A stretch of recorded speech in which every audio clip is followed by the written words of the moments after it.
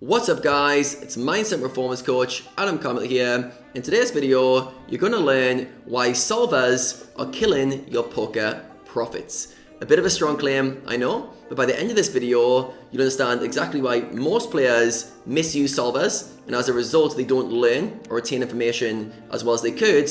And also, by the end, I'm going to give you 3 things that you can do to maximize your learning and use the solvers in that model. All right, so make sure you stick around to the end for those. So, back in 2016, maybe slightly before 2016, there was no such thing as solvers. All right, so poker players had to do a lot more thinking. All right, so poker players would generally hypothesize, they'd write down strategies, they try to come up with ideas that would exploit the players they were up against. All right, so they used to do a lot of thinking, and they talk a lot more talking between players in terms of what strategy to use, which got the brain very engaged. All right, so there's a big learning process involved. However, before solvers, players didn't really know what the optimal strategy was. They didn't know what GTO looked like. They didn't know what they were striving for. It's like having a test, but never knowing the answers at the end. All right, so as much as you're trying to optimize, you never know what the answer is. All right, so then come 2016 or around that time, solvers come out, and everyone's just like, boom, boom, boom, boom, boom, boom. Oh my God, we've got all the answers. It's like taking a maths quiz, then realizing, wait, all the answers are on the back page. So you skip to the back page, you're like, oh, this is so much easier. All right, so over the last 5 years or so, there's been a massive learning curve, a massive growth curve in people's knowledge because they're now able to know what optimal strategy looks like. So we think, all well and good, solvers have helped everyone become amazing poker players and have helped them to learn and retain that information. But actually, that's not the case, or it's not the full story, all right? So in today's video, I'm not going to talk about whether you should be using a GTO strategy and using solvers and following them, or whether you should be using an exploitation strategy and exploiting your player pool. All right, we're not going to dive into the exploitation versus GTO debate. But today, I'm going to talk about the mind and the brain's ability to do 2 things, all right? As a poker player and you're using solvers, surely there's only 2 things you care about, all right? And those are learning, so learning knowledge, strategies, how to play, and retaining that information, memory, so the ability to learn and the ability to remember, all right? So when you're using a solver, you're generally running a sim, running a spot, and you want to know how to play that spot and remember how to play that spot so that you can apply it into your game, all right? If you're using solvers for any other reason than that, please let me know in the comments, and you should maybe start thinking about what you're using them for. All right, but we're basically using solvers as a way to know answers to problems, poker problems, so that we can play better poker, all right? So, in essence, it's an amazing thing, all right? So, let's say we have a hand, and we're unsure of how we played it. And then, at the end of the hand, we can basically stop our session, run a solver, and then get the answer to that spot. I should have done this, I should have done that, all right? Now, I'm gonna go with some real life examples first and then come back to the poker examples, but I'm gonna show you why that is ineffective for learning, all right? Why using a solver to tell you the answer is ineffective for learning, all right? So first of all, imagine you're in a maths class, all right? And you're starting to learn algebra, all right? Let's say you learn the basics of algebra, 3x plus 2y equals 6x or something like that, all right? And at first, you don't really know what you're doing, all right? So imagine the teacher tells you the basic concept. Okay, this is what we're trying to do here, and then they give you 10 minutes to think about how to solve the problem, all right? So you then spend 10 minutes trying to think about it. You're really getting the brain engaged. What's the answer? How do I solve this problem? The teacher then says after 10 minutes, explain to your friend or someone next to you how you came up with those solutions, all right? So you went through a process trying to solve the problem, and now you're trying to explain why you did it. So you go, oh, well, I think you do this, I think you do that, all right? Now, so 15 minutes have passed by now, and now the teacher's gonna go, okay, are you guys ready for the answer? What's gonna happen when you get the answer, all right? So now the teacher gives you the answer, 2 things happen. Either you were right, and you validate yourself and go, yes, I got it right, and your mind goes, boom, boom, boom, like almost like dopamine hits, well done, you got it right, or you got it wrong. Now, the good thing is when you get it wrong, the brain still, because you spend this time in advance trying to prep yourself, the brain starts going, well, why did I get it wrong? What can I do different? All right, so there's 2 things. It remembers the answer, the actual numeric answer in this case. In your case, it'll be the solver's answer. And it also looks for ways, if it was wrong, how can I improve? What can I learn from this? Why did I get it wrong? All right. On the flip side, imagine the teacher just said, okay, this is the equation, 3x plus 2y, and in the next 5 seconds, put your answer in. And let's go like that. And go, okay, here is the answer. Now, when they give you the answer very quickly like that, you don't remember it because your brain wasn't engaged in the process. Even if you got it right, you're like, don't really notify it. But if you get it wrong, your brain doesn't ask why. All right. So let's bring it from the maths classroom into the poker tables. All right. And you're trying to figure out strategies on the fly. Now you play a hand of poker, and at the end of your session, you run that hand for the solver. Now, what a lot of players do is they get very lazy with this process and they just go, the solver will tell me the answer. All right. So although you think you're being curious by running a simulation through a solver, your brain is not engaged in the process. If anything, it's disengaged because like, I don't even need to think about this spot. Solver will do it. I don't even, this is a close spot. I wonder what I should do here. Imagine it's a close spot. I wonder what I should do here. Back in the day pre-solvers, players would have spent a lot of time on those spots. All right, what should I do here? This is really close. Let me think about it. And then they spend time debating it, writing stuff down, trying to understand it. Whereas now you go, well, let's see what the solver does. Oh, the solver bet's there. Okay, cool. Must be a bet. And you quickly go from the problem to the answer like that. Well, it depends how quick your computer is running the sim, but it's a quick process. The problem is your brain is not engaged. All right. So what do we need to do? How do we solve this problem? All right, because obviously solvers have been a great aid to the game overall. They've helped the learning curve improve a lot. The standard's definitely improved for solvers. But how can we have the best of both worlds? How can we engage the mind and use solvers? All right, to get the actual true answers and true GTO frameworks to look at. All right, so first of all, we need to engage our curiosity. All right, curiosity is the key. I did a video on this recently as well, talking about how high stakes players use curiosity more than low to mid stakes players. All right, and the reason curiosity is so powerful is it engages the brain. All right, so remember, there was two things we're trying to do when we're trying to learn poker. We're trying to use solvers. First is to learn the information, the how. All right, so the chemicals of the brain, when you're curious, that get sparked are dopamine. Dopamine pathways get firing, which aids our ability to learn. All right, so dopamine is like kind of the reward/motivation molecule that gets us to seek things. It gets us to seek things, but it also gets us to learn from those things. All right, the things that we're pursuing, if we get rewarded for it, either positive or negative, it notes that. All right, so it helps us learn.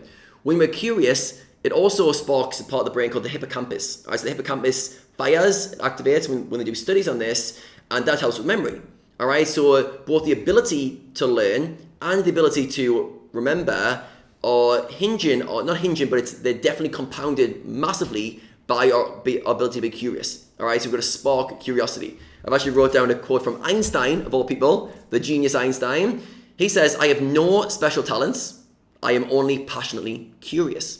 All right, if Einstein is only curious, and he's not a smart guy, what use have we got, right? So we need to be curious. We need to spark curiosity. All right, so hopefully you guys are thinking, all right, yeah, a lot of you guys think I've been lazy with my approach to studying. I do use solvers a little bit too much. So for this video will be the most helpful for you guys who use solvers as your cheat sheet, your way to get the answers, and you almost do it quickly, easily, without putting much effort in.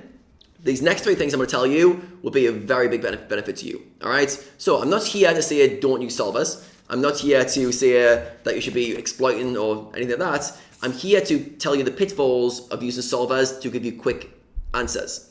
Now, the good news is we can do three things when using solvers that allow us to get magnified learning, exponentially more learning. All right. So there's going to be three approaches. So write these down and make sure you apply them after you've learned them. All right. So the first thing is, imagine you've played a hand of poker and you want to run it into the solver. Most players just go straight from hand to solver. They might tag loads of hands for a session, then run them at the end. All right. Before you do that, I want you to ask a simple question. And you're going to ask yourself, what do I expect to see from the solver? What do I expect to see from the solver? In scientific terms, this is called setting a hypothesis. All right. So when scientists do experiments, they set a hypothesis, which is, what do I expect to see? What am I hoping to prove or disprove with this experiment, for example? So for you, what do you expect to see?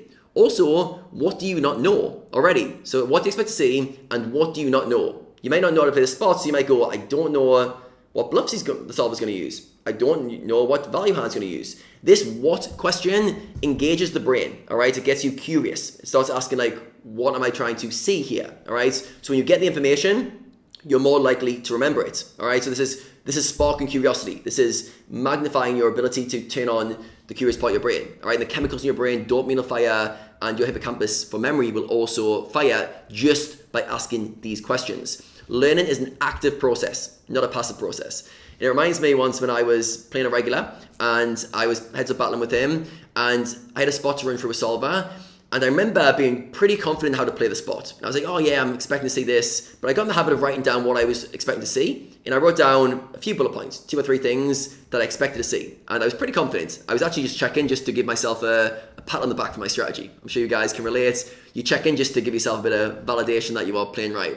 So anyway, I run this spot through the solver, and I just spat out everything that I did not expect to see. Like everything I thought I was going to see, I didn't see any of it. And I was like, whoa, holy shit. Now, because I wrote those questions down, because I was priming myself to what I was expected to see, I almost got like a jolt of like, shit, what the hell is this? And my mind got very, very curious. How have I messed this spot up so badly? All right, how have I messed it up so badly? If I didn't write down what I expect to look for, my mind might have been like, oh, this is weird, all right, interesting, not sure about this. But because it was so different from what I expected, I then started going, well, which other spots am I completely misplaying? Which other spots are similar to this when my frame of logic is so far off? And rather than like judging myself and getting annoyed about it, I went on a rabbit hole for an hour just assessing this spot, just going, how have I misjudged it? What am I not understanding? All right, which then leads me into the next question you guys need to ask. So after you've asked the what, ask why. Ask why the solver does what it does. All right, why does the solver use these bluff combinations? Why does the solver bet at this frequency? Why does the solver use these hands for his big bets, these ones for his small bets? Really think about it, all right? And actually write down in your own words why you think it does what it does. This is a huge one, all right? Especially if the solver validates what you do, you can almost skip the step a little bit, but still write things down to like double down on like your theory was right. But if you get it wrong, if you're off the mark, or if you don't understand certain parts, even if you don't know the answer, hypothesize, why would it do this? All right, and this is the solver can't tell you why it does what it does, unless there's some advanced solvers I don't know about. You can't go into the solver and go, tell me why you were using these things. You've got to use your mind. You've got to engage the brain. Get curious about why the solver is doing what it does. All right, so when it doesn't give you the answers you want, or it's something that you didn't know, write it down. Why? Or ask yourself, why is it doing this? And try to hypothesize. That gets the brain curious, gets it thinking, and gets you engaged in the process. And the final step is to ask yourself how you can apply this into your own game. How can you apply what you've learned into the games you're playing? Also, you could say when you're going to use it. Like what spots are you going to use this to? But it's kind of the same question. How can you use it for you in your games right now? All right, if you're looking at a solver strategy and you're playing $2 games, you might go, oh, this is good theory, but my opponents do nothing like this. I'm not going to be able to use this technically, but I could use it in these situations. All right, so how are you going to use it? All right, and write a few bullet points. How are you going to use this information into your game? All right, so you've gone through a process there. Rather than you trying to go from a hand that you've played to a solver, to memorize the solver and think it's just going to install into your brain. Oh, I've looked at the sim, therefore it's gone in. You've now done 3 things that spark the brain to learn and retain information. First thing, you ask yourself what you're expecting to see in advance. This gets you curious, and the brain starts firing the right chemicals to actually engage with what you're going to see. So it's like preempting what you're going to see. So when you see the information of the solver, the mind is engaged. All right. If you don't do the what questions, you won't be engaged with what you see. It's just numbers and formulas and whatever. All right. Then you ask yourself why. Second question, why you've seen what you've seen. So now you're digging behind the surface. You're trying to understand the mechanisms, all right? The mechanics behind what you're seeing, all right? Why does it do what it does? And you're going deeper than just the surface level answer.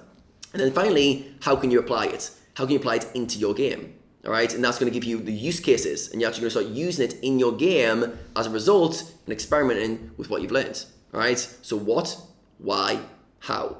This gives you a massive, massive advantage on every other player. I say every other player, there's obviously a lot of good players and players out there who are using these approaches already. But if you're not, most players will not be doing this. They'll be very passive. They'll be using solvers as their kind of cheat sheet. It's like flipping to the end of the maths quiz and looking at the answers, and they're getting lazy with their thinking. As a result, it's killing their profits. They're using the solver as their kind of second brain, and they're not sparking their curiosity. And as a result, they can't learn.